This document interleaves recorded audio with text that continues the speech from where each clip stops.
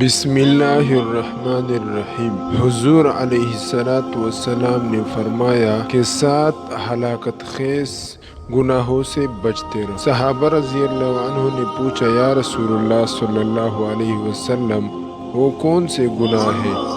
آپ صلی اللہ علیہ وسلم نے فرمایا، اللہ کے ساتھ کسی کو شریک ٹھہرانا، نمبر 2، اور جادو کرنا، نمبر 3، کسی کی ناحق جان لینا کہ جسے اللہ تعالیٰ نے حرام قرار دیا ہے، نمبر 4، سود کھانا، نمبر 5، یتیم کا مال کھانا، نمبر 6، میدان جہاد سے پیٹ پیر کر بھاگ جانا، نمبر 7، پاک دامن بھولی بالی ایمان والی عورتوں پر زنا کی تہمت لگانا۔ ایک دوسرے حدیث میں آتا ہے کہ حضور علیہ السلام فرماتے ہیں، حدیث کا مفہوم ہے کہ تکبر سے بچتے رہو، کیونکہ تکبر تمام گناہوں کے جڑ ہے، اور تقوی اختیار کیا کرو، کیونکہ تقوی تمام نیکیوں کا راستہ ہے۔ جزاک اللہ خیرا کثیرا۔